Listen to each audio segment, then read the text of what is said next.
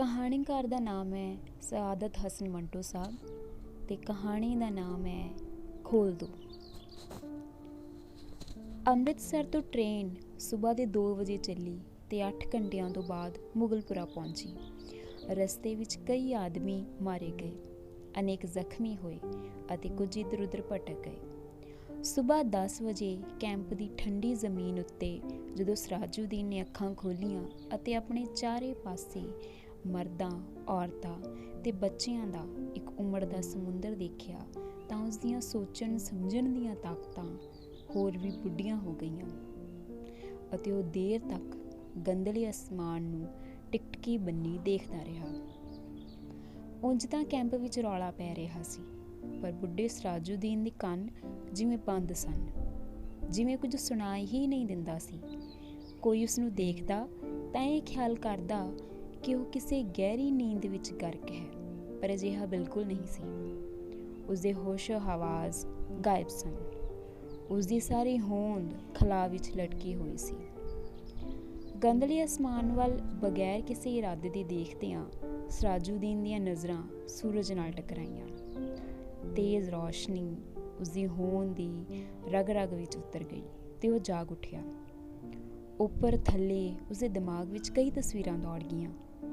ਲੁੱਟ, ਅੱਗ, ਭੱਜਾ ਦੌੜੀ, ਸਟੇਸ਼ਨ, ਗੋਲੀਆਂ, ਰਾਤ ਤੇ ਸਕੀਨਾ।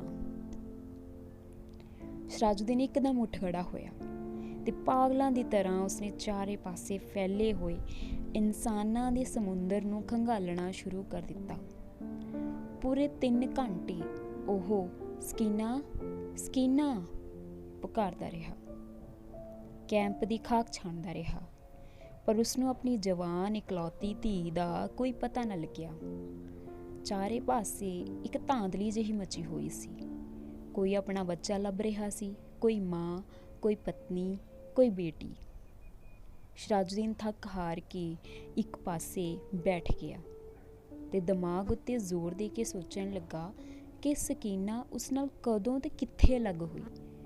ਪਰ ਸੋਚਦੇ ਸੋਚਦੇ ਉਸਦਾ ਦਿਮਾਗ ਸਕੀਨਾ ਦੀ ਮਾਂ ਦੀ ਲਾਸ਼ ਉੱਤੇ ਜੰਮ ਜਾਂਦਾ, ਜਿਸ ਦੀਆਂ ਸਾਰੀਆਂ ਆਂਤਾਂ ਬਾਹਰ ਨਿਕਲੀਆਂ ਹੋਈਆਂ ਸਨ।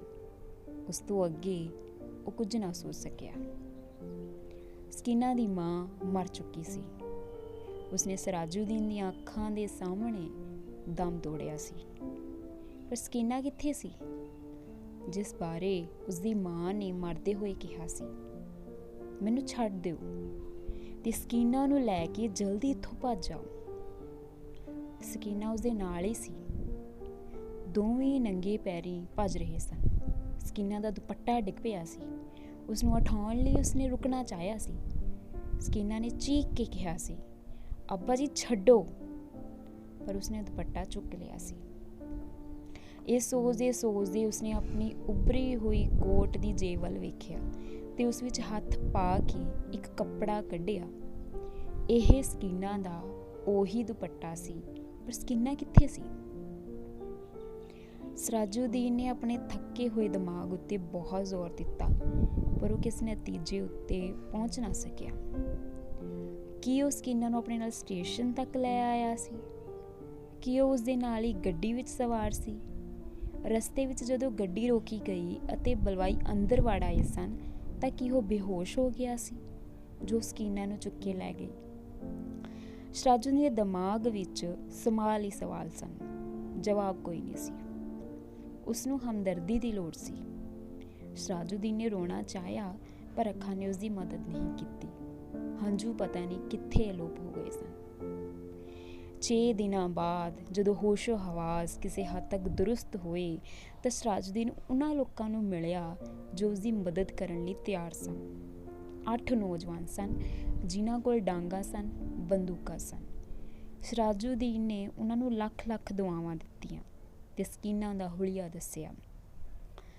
ਗੋਰਾ ਰੰਗ ਹੈ ਤੇ ਬਹੁਤ ਖੂਬਸੂਰਤ ਹੈ। ਮੇਰੇ ਉੱਤੇ ਨਹੀਂ, ਆਪਣੀ ਮਾਂ ਉੱਤੇ ਸੀ। ਉਮਰ 17 ਵਰ੍ਹਿਆਂ ਦੇ ਕਰੀਬ ਹੈ। ਅੱਖਾਂ ਵੱਡੀਆਂ ਵੱਡੀਆਂ, ਵਾਲ ਸਿਆਹ, ਸੱਜੀ ਗੱਲ ਉੱਤੇ ਮੋਟਾ ਜਿਹਾ ਤਿਲ। ਮੇਰੀ ਇਕਲੌਤੀ ਧੀ ਹੈ। ਲੱਭ ਲਿਆਓ, ਖੁਦਾ ਤੁਹਾਡਾ ਭਲਾ ਕਰੇਗਾ। ਰਜ਼ਾਕਾਰ ਨੌਜਵਾਨਾਂ ਨੇ ਬੜੇ ਜਜ਼ਬੇ ਨਾਲ ਬੁੱਢੇ ਸਰਾਜੁਦੀਨ ਨੂੰ ਯਕੀਨ ਦਿਵਾਇਆ ਕਿ ਜੇ ਉਸਦੀ ਧੀ ਜਿਉਂਦੀ ਹੋਈ ਤਾਂ ਕੁਝ ਦਿਨਾਂ ਵਿੱਚ ਹੀ ਉਸਦੇ ਕੋਲ ਹੋਵੇਗੀ। 8 ਨੌਜਵਾਨਾਂ ਨੇ ਕੋਸ਼ਿਸ਼ ਕੀਤੀ। ਜਾਨ ਹਥੇਲੀ ਉੱਤੇ ਰੱਖ ਕੇ ਉਹ ਅੰਮ੍ਰਿਤਸਰ ਗਏ। ਕਈ ਥਾਵਾਂ ਬੱਚਿਆਂ ਨੂੰ ਕੱਢ ਕੇ ਉਹਨਾਂ ਦੀ ਸੁਰੱਖਿਅਤ ਥਾਵਾਂ ਉੱਤੇ ਪਹੁੰਚਾਇਆ। 10 ਦਿਨ ਗੁਜ਼ਰ ਗਏ ਪਰ ਉਹਨਾਂ ਨੂੰ ਸਕੀਨਾ ਨਾ ਮਿਲੀ। ਇੱਕ ਦਿਨ ਇਸੇ ਸੇਵਾ ਦੇ ਲਈ ਲਾਰੀ ਉੱਤੇ ਅੰਮ੍ਰਿਤਸਰ ਜਾ ਰਹੇ ਸਨ ਕਿ ਛੇਹਰਟਾ ਦੇ ਕੋਲ ਸੜਕ ਉੱਤੇ ਉਹਨਾਂ ਨੂੰ ਇੱਕ ਕੁੜੀ ਦਿਖਾਈ ਦਿੱਤੀ। ਲਾਰੀ ਦੀ ਆਵਾਜ਼ ਸੁਣ ਕੇ ਉਹ ਬਿਦਕੀ ਤੇ ਭੱਜਣਾ ਸ਼ੁਰੂ ਕਰ ਦਿੱਤਾ।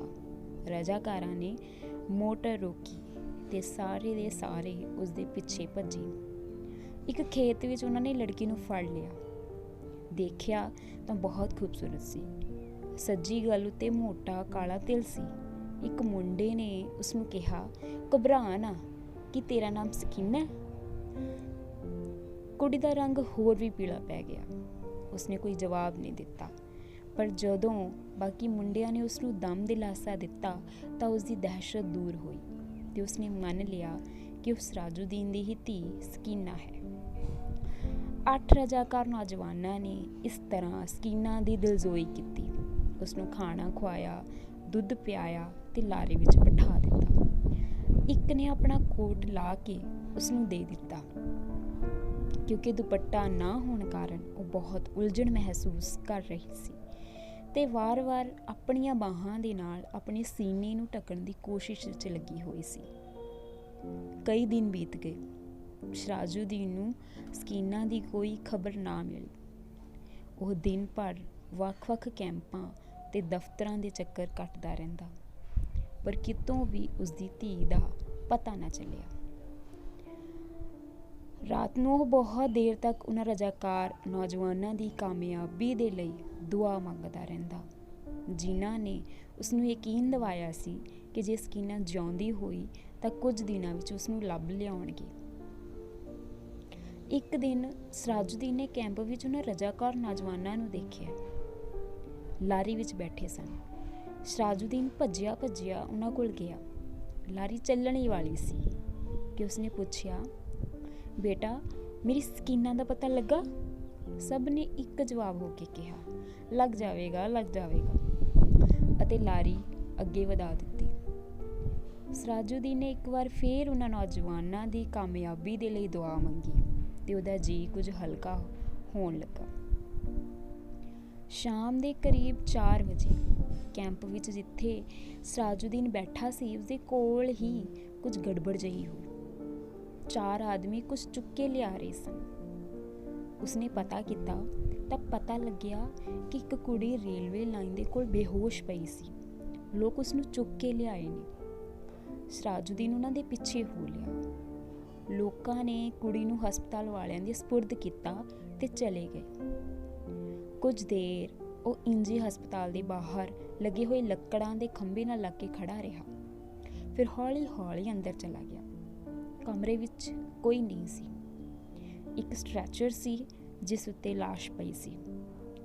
ਸਰਾਜੁਦੀਨ ਛੋਟੇ ਕਦਮ ਚੁੱਕਦਾ ਹੋਇਆ ਉਸ ਵੱਲ ਵਧਿਆ। ਕਮਰੇ ਵਿੱਚ ਰੌਸ਼ਨੀ ਹੋਈ। ਸਰਾਜੁਦੀਨ ਨੇ ਲਾਸ਼ ਦੇ ਚਿਹਰੇ ਉੱਤੇ ਚਮਕਦਾ ਹੋਇਆ ਤਿਲ ਦੇਖਿਆ ਤੇ ਚੀਕਿਆ, ਸਕੀਨਾ। ਸਰਾਜੁਦੀਨ ਦੇ ਹਲਕ ਵਿੱਚੋਂ ਸਿਰਫ ਇੰਨਾ ਨਿਕਲ ਸਕਿਆ, ਜੀ ਮੈਂ ਇਸ ਦਾ ਬਾਪ ਹਾਂ। ਡਾਕਟਰ ਨੇ ਸਟ੍ਰੈਚਰ ਤੇ ਪਈ ਲਾਸ਼ ਦੀ ਨਬਜ਼ ਦੇਖੀ ਤੇ ਸਰਾਜੁਦੀਨ ਨੂੰ ਕਿਹਾ, ਖਿੜਕੀ ਖੋਲ ਦੋ। ਸਕੀਨਾ ਦੇ ਮੁਰਦਾ ਜਿਸਮ ਦੇ ਵਿੱਚ ਹਲਚਲ ਹੋਈ। ਬੇਜਾਨ ਹੱਥਾਂ ਨਾਲ ਉਸਨੇ ਨਾਲਾ ਖੋਲ ਦਿੱਤਾ ਤੇ ਸਲਵਾਰ ਹੇਠਾਂ ਖਿਸਕਾ ਦਿੱਤੀ। ਬੁੱਢਾ ਸਰਾਜੁਦੀਨ ਖੁਸ਼ੀ ਨਾਲ ਚੀਕਿਆ, ਜਿਉਂਦੀ ਹੈ, ਮੇਰੀ ਧੀ ਜਿਉਂਦੀ ਹੈ। ਡਾਕਟਰ ਸਿਰ ਤੋਂ ਪੈਰ ਤੱਕ ਪਸੀਨੇ ਵਿੱਚ ਗਰਕ ਹੋ ਗਿਆ।